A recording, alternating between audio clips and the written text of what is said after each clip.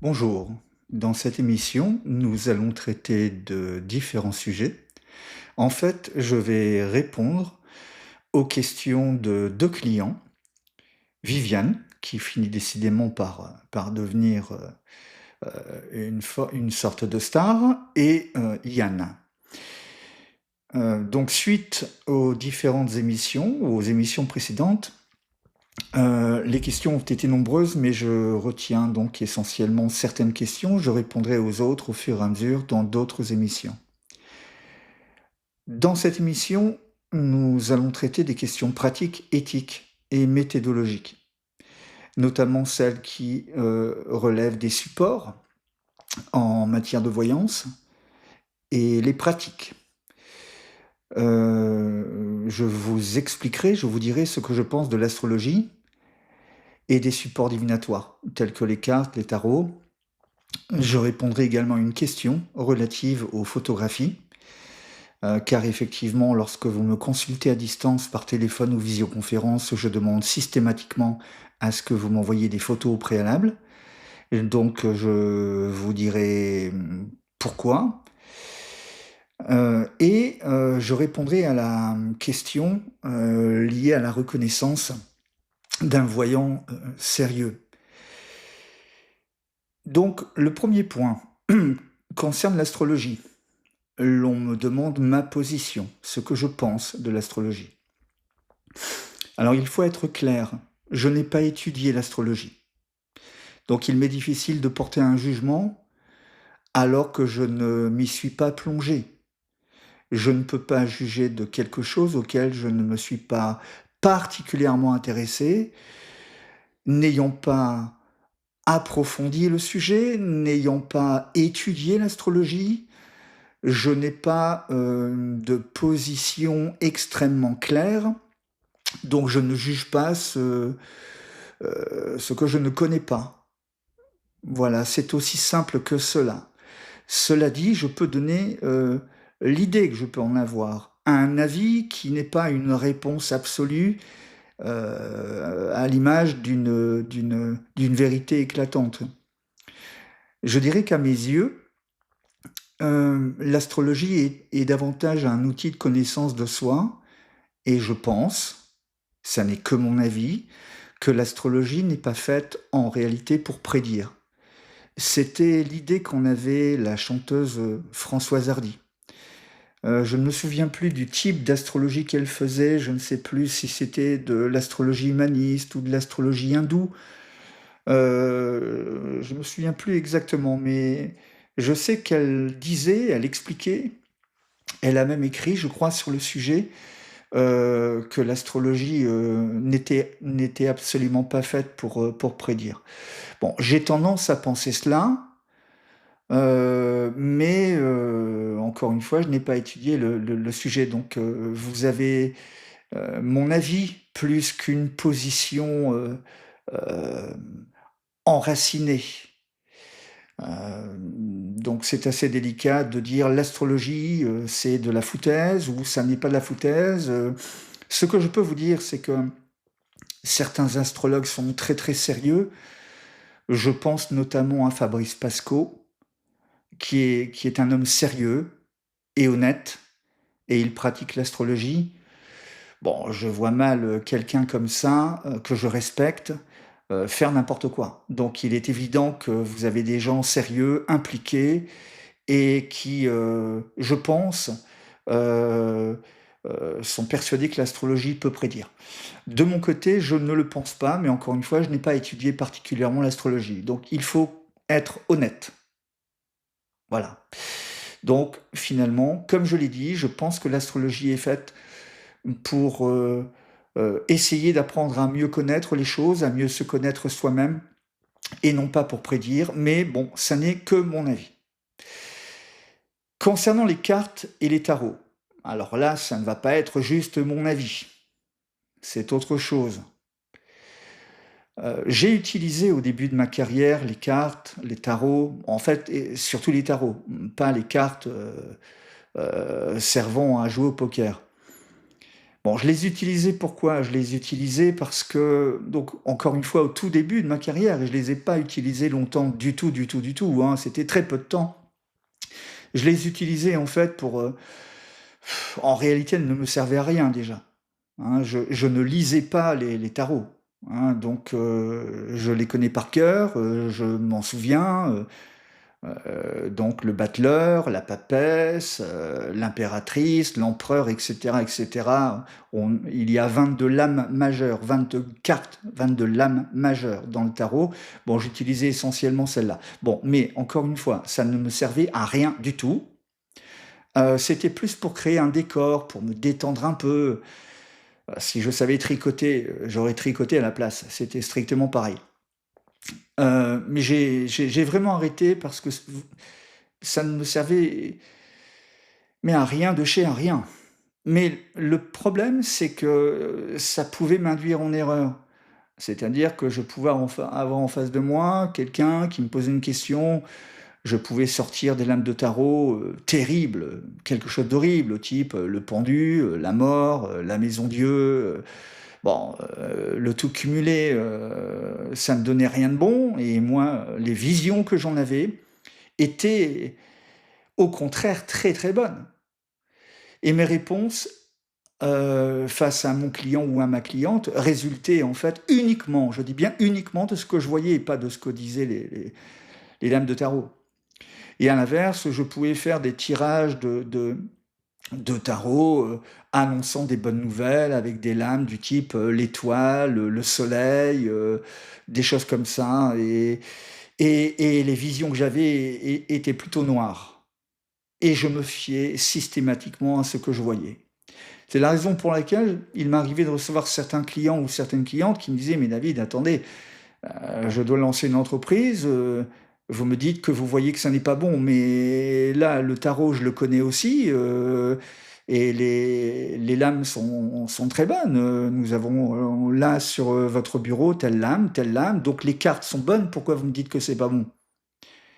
Et je répondais: «Ben, je vous dis que c'est pas bon parce que je vois que ça n'est pas bon et parce que les cartes, racontent n'importe quoi». Donc en fait, si je m'étais fié aux cartes, si je m'étais fié aux lames de tarot, je me serais trompé souvent, souvent et plus que souvent. Donc non seulement ça ne me servait à rien, mais en plus ça pouvait m'induire en erreur. Et alors ça pouvait m'induire en erreur parce que de toute façon, comme je viens de le dire, ça pouvait, le tarot pouvait donner des réponses soi-disant favorables, alors que je savais que ce n'était pas le cas. Et dans d'autres circonstances, le tarot pouvait donner des réponses défavorables, et je savais que c'était plutôt bien, parce que j'avais des perceptions qui m'indiquaient que les choses allaient avancer. Donc, je ne voyais pas l'intérêt de continuer avec cette plaisanterie. D'autant que, j'ai toujours eu peur que ça puisse m'influencer, me suggestionner, donc j'ai arrêté de les utiliser. Alors maintenant, hem, on me demande aussi pourquoi certains voyants cèdent de supports et d'autres non. Alors les supports sont les supports divinatoires, c'est-à-dire justement, par exemple, les tarots ou, ça peut être n'importe quoi, les pendules, les runes, tout ce que l'on veut, tous les «outils» entre guillemets. Donc, lorsqu'on me demande pourquoi certains voyants cèdent de support et d'autres non, il faut déjà revenir un peu aux sources et à la base. Vous aviez, auparavant, il y a très, très, très, très longtemps, de bons voyants qui pouvaient utiliser les cartes. Hem, alors je prends l'exemple des cartes, mais on peut prendre n'importe quel autre support. Et ces gens-là ne s'en servaient que par, que pour y trouver un peu de stimulation, mais ils n'en avaient pas besoin. Je prends l'exemple de Mademoiselle Lenormand, par exemple, qui est très connue pour son jeu divinatoire, le Grand Lenormand, je crois que c'est ça, je crois que ça s'appelle le Grand Lenormand ou le Petit Lenormand, je me souviens plus bien. Et vous avez Gisien Riccio qui a écrit un très bon livre sur Mademoiselle Lenormand et qui a pu expliquer qu'en fait, mademoiselle Lenormand n'avait jamais eu besoin de cartes, en fait. Elle avait des tas de visions et ces cartes ne lui servaient à rien. Donc, on retrouve un peu ce que je disais moi-même à propos de l'utilisation de l'âme de tarot au tout début de mon exercice, que j'ai très très vite arrêté d'utiliser. Donc c'était pareil pour elle. Elle avait de vraies perceptions, d'après ce qui m'a été rapporté par ceux qui ont étudié l'histoire de mademoiselle Lenormand, et par certains témoignages écrits, je pense, il y a eu des recherches sur les sujets. Donc, donc vous avez des voyants qui ont pu utiliser des cartes, mais en fait, ça ne leur servait à rien du tout, mais vraiment à rien. Donc ça, c'était, on va dire, les voyants d'avant, d'il y a longtemps. Et plus récemment, dans les années 70, 80, vous aviez des voyants dont je ne donnerai pas les noms, qui pouvaient utiliser effectivement le tarot ou autre chose, mais c'est pareil, ils n'en avaient pas besoin. Mais attention, en termes de nombre, on parle de 2, 3, 4 voyants. Hein, on ne parle pas de milliers de voyants utilisant des cartes. On parle de 3 ou 4 vrais voyants utilisant les cartes.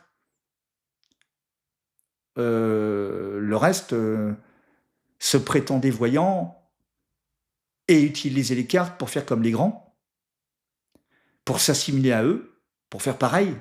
La différence, c'est que vous aviez dans les années 70, enfin dans les années 80, 90 par exemple, 2, 3 véritables voyants qui pouvaient utiliser des cartes pour un décorum ou pour être un peu stimulés ou parce qu'ils avaient un peu l'habitude, mais en réalité ils n'en avaient pas besoin. Donc pour ces 3 ou 4 vrais voyants ou vraies voyantes, tout le reste, les milliers d'autres, n'ont jamais eu une seule perception de leur vie et faisaient des tirages de cartes, de tarot aux clients s'adressant à eux, alors que ils n'ont jamais rien vu du tout, du tout, du tout. Ils lisaient les cartes, ils interprétaient les tirages de cartes, rien de plus. C'était mécanique. Il n'y a jamais eu de don de voyance ni quoi que ce soit. D'ailleurs, ça n'est pas de la voyance. C'est d'ailleurs pour cela que j'évoque 2, 3 véritables voyants utilisant les cartes, mais je parle de voyance puisqu'ils n'ont pas besoin de cartes, et je les mets en opposition avec les milliers de personnes qui se prétendent voyants ou voyantes et qui utilisent des cartes. Et je les mets en opposition parce que les milliers de personnes utilisant des cartes ou des runes ou la numérologie ou le pendule ou ce que vous voulez, en fait, ne sont pas voyants du tout, ça n'a rien à voir. Et encore une fois, ils n'ont jamais eu une seule vision, ils ne savent pas ce que c'est qu'une vision. C'est pour ça qu'ils vous parlent de voyance et ils n'y connaissent rien du tout. C'est pour ça que vous les retrouvez à faire des voyances soi-disant sur des plateformes, ou soi-disant par mail, ou soi-disant par chat. Enfin, tout ça, non. Les gens faisant tout ça, de fait, ne comprennent rien à la voyance. En voyance, c'est pas comme ça qu'on travaille, c'est pas comme ça que les visions se déclenchent, on ne travaille pas du tout comme ça. Donc, de fait, ils montrent qu'ils ne savent pas ce qu'est la voyance. Donc, d'un côté, vous pouvez avoir 2, 3 voyants véritables utilisant des cartes pour se faire plaisir, en un mot, mais ils n'en ont pas besoin. Et de l'autre côté, vous avez des milliers et des milliers et des milliers de personnes qui se disent voyants, mais en fait, ils ne le sont absolument pas. Ils utilisent simplement des cartes pour blablater, pour faire du verbe. Ils n'ont rien à dire, il n'y a rien à dire, et lorsqu'il n'y a pas de vision, il n'y a rien à dire, mais pour dire quelque chose, ils font des tirages de cartes, et à partir de tirages de cartes, il y a toujours du verbe qui en résulte. Mais ça n'est que du verbe. Alors, ont-ils des résultats? Oui, sur les éléments vagues, il y a des résultats. Les éléments vagues, c'est des choses du type bonjour monsieur, mon fils va passer son bac, est-ce qu'il va l'avoir? Oui, ils auront raison de chance sur 2. Sur des questions du type est-ce que je vais déménager? Oui. Sur des questions du type est-ce que je vais rencontrer quelqu'un? Oui. Ils ont une chance sur 2 d'avoir raison. Donc, ça explique pourquoi certaines personnes me disent oui, mais David, vous expliquez que les cartes ne sont pas de la voyance, ça n'a rien à voir. Pourtant, j'ai consulté quelqu'un qui tirait les cartes et il a eu raison. Il me disait ou elle me disait je vois ceci, je vois cela, et ils ont eu raison. Oui, d'accord, mais l'envers du décor, c'est que sur 100 réponses, 50 seront fausses. Alors qu'avec quelqu'un qui voit véritablement, sur des questions de fond, heu, les bonnes réponses seront plutôt de l'ordre, de, je dirais, heu, que peut-être, enfin, c'est le minimum 75, ça c'est clair, sur des questions de fond. Mais en fait, sur des questions de fond, est-ce que je vais déménager ou des choses comme ça, ce serait je le taux de réussite est beaucoup plus important que 75. Pour faire très, très simple. Maintenant, dès qu'on entre dans le détail, là, les gens qui utilisent des cartes sont complètement perdus. Quelqu'un qui va utiliser des cartes et qui va vous dire, «Bonjour madame, je vais vous rencontrer un homme aux yeux bleus, la peau blanche, il sera blond et vous allez le rencontrer dans un café au coin de votre rue». Là, les gens qui font les cartes, ne rentrent pas dans ce type de détails parce que leur tirage de cartes ne permet pas de rentrer dans ce type de détails. Quelqu'un qui a de vraies visions, oui. Donc c'est pour ça que, heu il faut faire attention à ce genre de choses. Alors, si vous consultez quelqu'un qui tire les cartes et qui vous dit, voilà, vous allez rencontrer quelqu'un ou vous allez faire telle et telle chose et qui commence à rentrer dans le détail, bon, la plupart du temps, c'est simple, c'est du vent, du verbe, du mensonge, du n'importe quoi. Alors, vous avez 2 cas de figure, vous avez les gens qui savent qu'ils racontent n'importe quoi, parce qu'ils n'en ont rien à faire des résultats. Ils font ce qu'on appelle du one shot, c'est-à-dire qu'en fait, vous les consultez une fois et que vous les reconsultiez après, ils n'en ont rien à faire. Et vous avez, aussi, à mon avis, des gens qui croient vraiment ce qu'ils disent. Alors, vous allez me dire: «Mais, comment peuvent-ils le croire? Ça veut dire qu'ils voient». Non, non, non, non, ils ne voient rien du tout, mais ils pensent qu'ils voient parce qu'ils ne comprennent pas ce qu'est la vision. Ils ne comprennent pas ce qu'est la voyance. C'est-à-dire qu'ils confondent des intuitions, des ressentis, des impressions avec les visions. Ils pensent que c'est ça la voyance.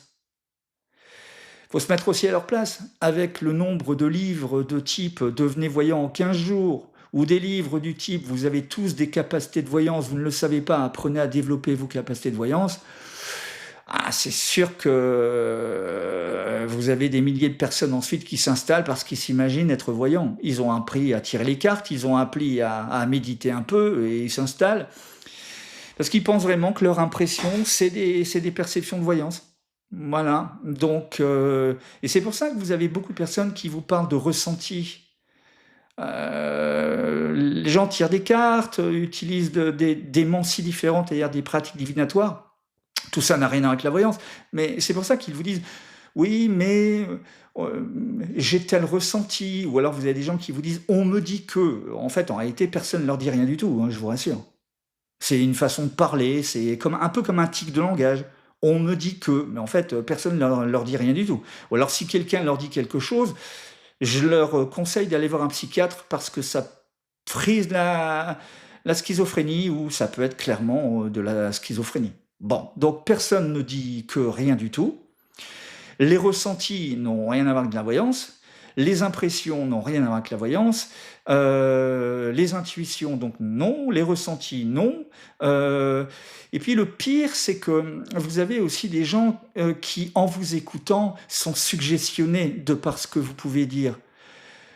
Si par exemple vous avez divorcé, si vous consultez quelqu'un qui est également divorcé et qui ne voit rien du tout, qui tire simplement par exemple les cartes, bon, la personne va vous écouter et puis ensuite va vous débiter de la psychologie de comptoir. Mais pire, vous avez des gens qui vont faire ce qu'on appelle en psychologie des transferts ou des projections. J'ai un doute, je ne sais plus si ça s'appelle des transferts ou des projections. C'est-à-dire que par exemple, vous êtes une femme, vous rencontrez un homme. Bon, si vous consultez une pseudo-voyante qui va vous tirer les cartes et qui a une haine des hommes, elle va vous raconter que vous avez rencontré un manipulateur pervers, par exemple.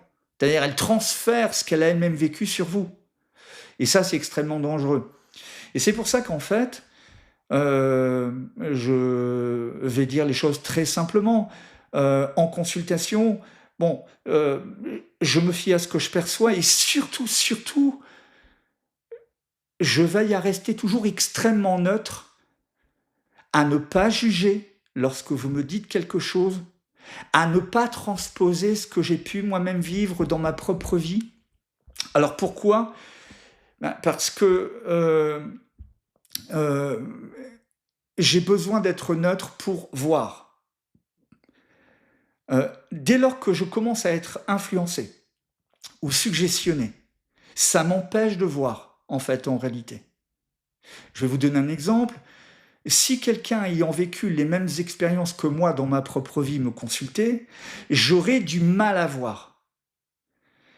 Donc, alors ça peut arriver, mais je dois veiller à être neutre.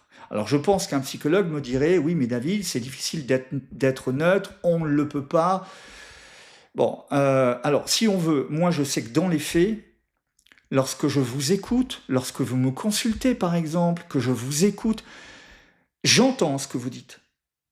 Mais je vous écoute surtout, soit pour un peu mieux comprendre les choses par rapport à ce que j'ai perçu précédemment et que je vous ai dit, et donc vous détaillez ma propre perception, donc ça m'aide à mieux comprendre ma propre vision. Ou alors vous me dites quelque chose qui de toute façon va me stimuler, va déclencher une perception. Mais en aucun cas je jugerai quoi que ce soit. Je ne jugerai pas un comportement, mais surtout, surtout, je veillerai à ne pas être influencé de par ce que vous me dites. J'éviterai les transferts, les projections. Je sais quand même faire. J'ai l'habitude, ça fait quand même 35 ans que je consulte. Donc je fais très attention à ce genre de choses. Donc en fait, revenons au tirage de cartes. Les gens qui tirent les cartes font énormément de transferts, énormément de projections. Donc il y a beaucoup de psychologie de comptoir, beaucoup d'intuition mal canalisée. C'est surtout des impressions, c'est surtout du verbe et tout cela n'a rien à voir du tout avec la voyance. Donc vous avez 2, 3 véritables voyants qui peuvent utiliser des cartes mais n'en ont pas besoin. Tout le reste, c'est des gens qui utilisent des cartes et qui n'ont jamais vu de leur vie. C'est aussi simple que ça. Alors maintenant, concernant les photos, l'on me demande s'il est important, lorsque l'on me consulte, d'envoyer des photos récentes ou anciennes. Et l'on me demande ce que cela peut changer. Alors en fait, c'est vrai que lorsque vous me consultez, je vous demande d'envoyer des photos. Bon, alors les photos ne sont pas des supports, même si certaines personnes appellent ça des supports, ça n'a rien à voir avec un support divinatoire. C'est simplement parce que une photo est un élément qui va me stimuler. Donc, qu'elle soit récente ou ancienne, ça ne change rien pour moi. Ensuite, ça dépend de ce qu'on appelle ancien. Si vous m'envoyez une photo qui date de 30 ans, ça me gêne quand même. C'est instinctif, je ne peux pas vous expliquer pourquoi. Plus c'est récent et mieux c'est. Bon, maintenant, si une photo date d'1 an, 2 ans, 3 ans, ça n'est pas très grave. Parce que de toute façon, lorsque j'ai une photo sous les yeux, encore une fois, elle me stimule, elle déclenche une vision ou pas. Donc encore une fois, hein, j'en profite, je ne fais pas de tirage de cartes du tout. Et je regarde la photo, elle déclenche une vision ou pas. Et je ne me fie jamais à l'apparence d'une photo. Donc c'est-à-dire, si jamais vous faites une grimace sur la photo, c'est pas grave. L'idéal pour moi, les photos les plus stimulantes sont les photos prises au naturel, où vous pouvez vous prendre vous-même dans un miroir. Donc un selfie convient très bien. Une photo dans un miroir que vous prenez en 3 secondes convient très bien. Une photo de vous prise dans la rue me convient très bien. En revanche, des photos du type format d'identité, c'est trop froid pour moi. Ça peut déclencher une vision, mais c'est jamais très stimulant. Tout comme les photos où vous portez des lunettes de soleil, ou alors lorsque vous m'envoyez des photos de personnes avec des lunettes de soleil. Je ne peux pas vous expliquer pourquoi, mais les lunettes de soleil ont tendance à me refroidir. C'est pas très stimulant. Bon, donc les photos, qu'elles soient récentes ou anciennes, ne changent pas grand-chose, à condition qu'elles ne soient pas trop anciennes, parce qu'elles ne sont pas très stimulantes. Je ne peux pas vous expliquer pourquoi. Et puis évitez les photos d'identité et les photos où vous portez des lunettes de soleil. Le reste convient très bien. Mais je le reprécise, je ne me fie jamais à l'apparence d'une photo. Pourquoi? Parce que les apparences ne sont pas souvent trompeuses, mais elles sont toujours trompeuses. Je peux recevoir, par exemple, la photo d'une personne qui semble très sévère ou très méchante, alors qu'en fait, la personne est très généreuse, très gentille, très sociable. Et puis à l'inverse, je peux, par exemple, recevoir la photo d'une personne qui semble souriante, et c'est quelqu'un de perfide et très méchant. Donc, ne jamais se fier aux apparences. C'est une de mes bases de travail.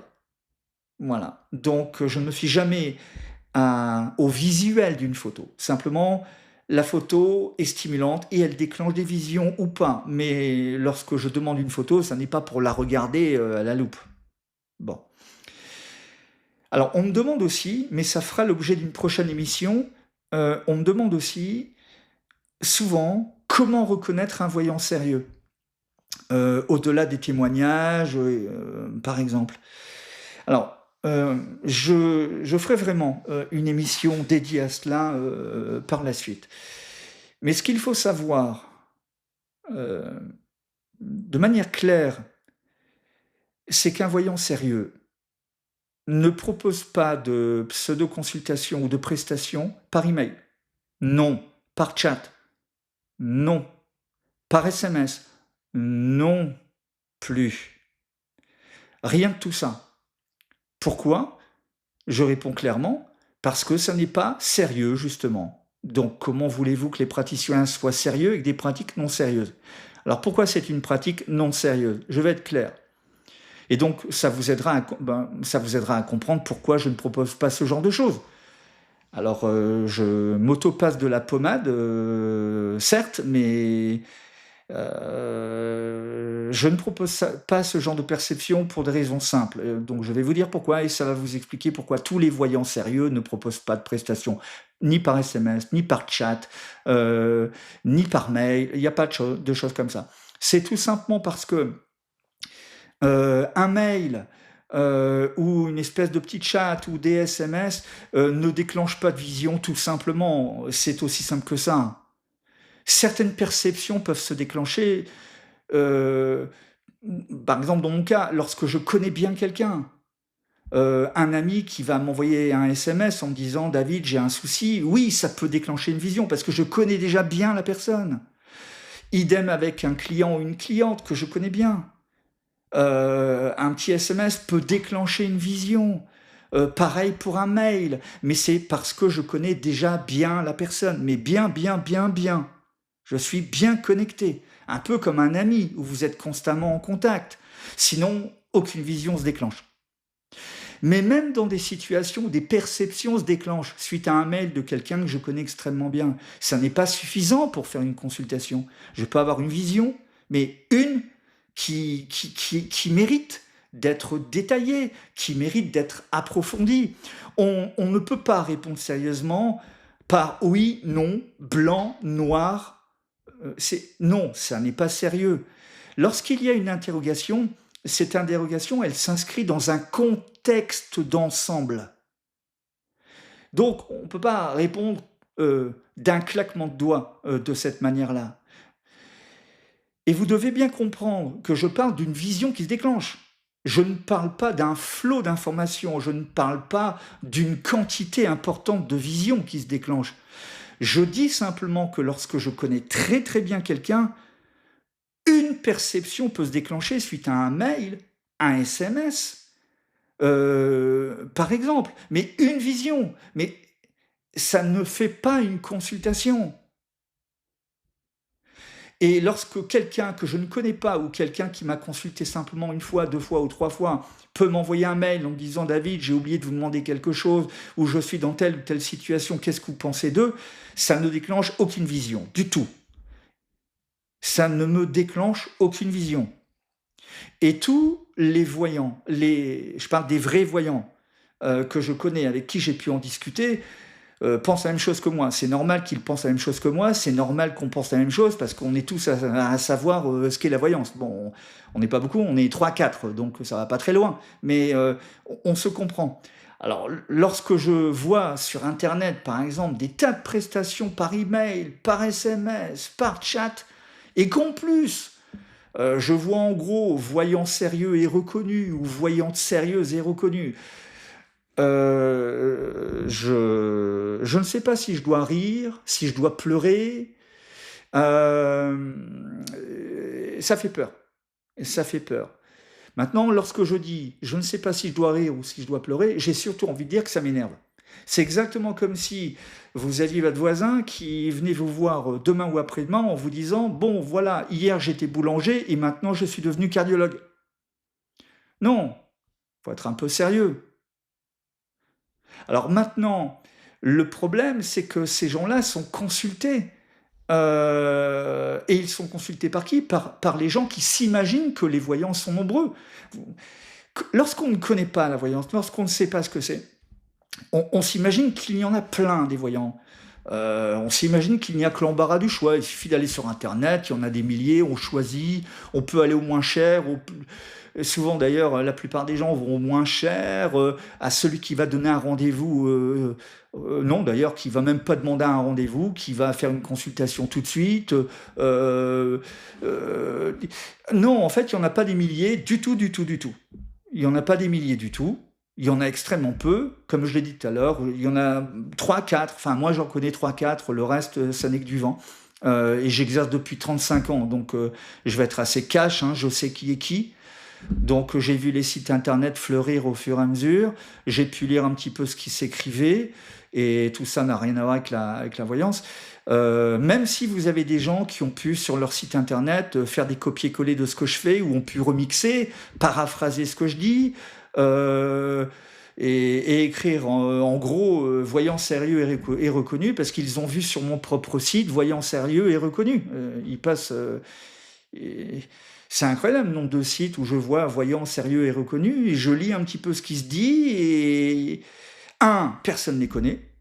Moi, je les connais pas, personne ne les connaît, et sérieux, alors que de la pseudo-voyance par SMS, mail et compagnie est proposée, par chat aussi, enfin, donc c'est absurde, on nage en absurdie, c'est effrayant.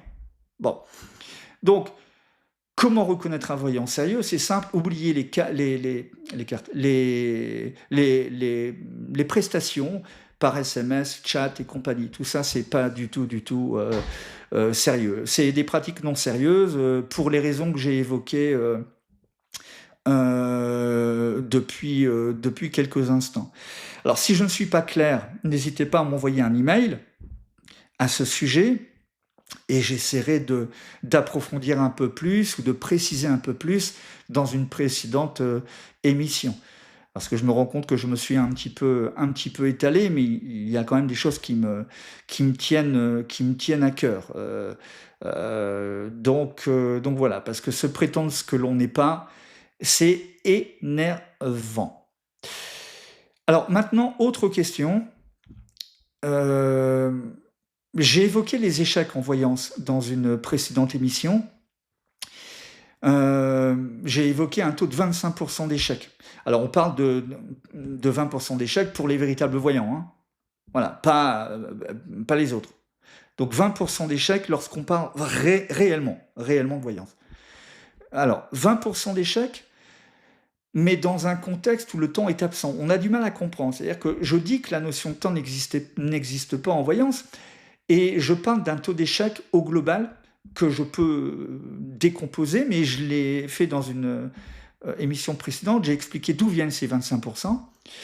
Donc, dans un contexte où il y a 25% d'échecs en voyance, comment je peux définir ces 25% d'échecs alors que la notion de temps est très difficile? C'est-à-dire, est-ce qu'on juge qu'une perception est une erreur, relève de l'erreur au bout d'1 an, 2 ans, 3 ans, 10 ans? Au bout de combien de temps on peut se dire c'est une erreur? Alors déjà, en fait, étant donné que la notion de temps n'existe pas en voyance, j'ai beaucoup d'exemples, je ne vais pas en citer aujourd'hui, mais j'ai beaucoup d'exemples en tête où on a pu penser, certains clients ont pu penser que je me suis trompé parce que j'annonçais, par exemple, tel événement ou tel autre événement, alors que le temps passait et au bout de quelques années, on finit par se dire qu'il y a une erreur. On me dit: «David, attendez, vous m'avez prédit, la rencontre d'un homme, ça fait 2 ans, il n'y a rien, est-ce que vous vous êtes trompé?» Bon, alors la difficulté, elle est que il est toujours difficile de dire: «Oui, c'est une erreur» ou «Non, ça n'est pas une erreur», en fait, de par le problème de temps, sauf dans certaines circonstances. Si par exemple je vous dis si par exemple je dis à une cliente: «Voilà, vous êtes célibataire, vous allez rencontrer un homme, des yeux marrons, une pommade, les cheveux noirs, vous allez le rencontrer, à proximité de votre maison et je vois cet homme sur une échelle», par exemple. Bon, si cette cliente X temps après, peu importe combien de temps après, rencontre un homme qui vient s'occuper de sa toiture, donc il met l'échelle, il monte sur son toit et boum, la rencontre a lieu, on peut se dire: «Bon, c'est une perception exacte». D'ailleurs, petite précision, j'ai fini par donner un exemple qui m'est venu en tête. Voilà, c'est une perception qui a réellement été vérifiée, c'est un exemple de ce qui a pu être dit dans certaines consultations. Enfin, dans une consultation que j'ai en tête avec, une de mes clientes. Bon, donc ça, c'est précis, on voit tout de suite si j'ai eu raison ou tort. Mais dans une situation où alors là, par contre, je prends un exemple fictif, le précédent était réel, mais celui que j'ai donné maintenant est fictif. Si jamais je donne, je sais pas moi, je vais avoir une perception, par exemple, d'une de mes clientes, rencontrer un homme, au cours d'un bal masqué, bon et si je dis qu'il y aura un mariage, bon, il est évident que si elle rencontre un homme, au milieu de nulle part, en plein champ et qu'elle se marie avec lui, bon, il y aura eu une erreur. Donc le taux d'erreur, le taux d'échec, je l'estime de cette façon-là et non par rapport à la notion de temps. Parce que justement, on peut penser quelquefois que je me suis trompé et en fait, ça arrive bien, bien plus tard. Donc les 25 d'erreurs que j'estime, heu, ne sont pas liées à la notion de temps, sont plutôt liées aux faits. C'est-à-dire que si je vois blanc, on voit bien si au final c'est bleu, noir ou rouge. Voilà, de quelle manière, j'estime ces 20 d'échecs. J'espère avoir été clair, je ne suis pas sûr, mais j'espère. L'on me demande aussi, s'il est possible d'enchaîner 2 consultations pour des termes distincts. Donc vous me consultez par exemple aujourd'hui, est-ce qu'il est possible de me consulter aujourd'hui, pour, évoquer l'aspect professionnel? Et puis, quelques jours après, me consulter pour, ce qui relève de votre vie personnelle, votre vie amoureuse, par exemple. Alors oui, c'est tout à fait possible. C'est tout à fait possible, ça ne pose aucun problème, il est possible de fragmenter. Donc soit l'on regarde un peu un ensemble au sein d'une même consultation, soit il est effectivement possible de fractionner. C'est-à-dire vous me consultez par exemple maintenant, par choix, hein, vous décidez de me consulter aujourd'hui parce que vous voulez que je me concentre sur ce qui est professionnel et je me concentre sur ce qui est professionnel. Et puis, un autre entretien, peu importe combien de temps après, ça pourrait être même dès le lendemain, ça ne pose aucun problème. Et celui-ci serait dédié à votre vie personnelle, à votre vie amoureuse par exemple. Ça ne pose aucun problème. Donc il est tout à fait possible d'enchaîner 2 consultations pour des thèmes différents.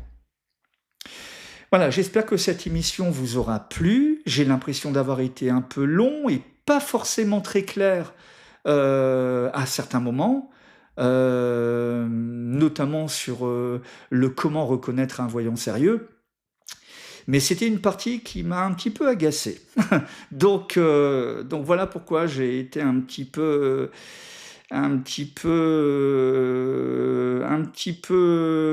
me suis un peu étalé. Voilà, on dira les choses comme ça. Donc ne m'en veuillez pas, retenez l'ensemble. Donc j'espère que ce podcast, j'espère que cette émission vous aura plu.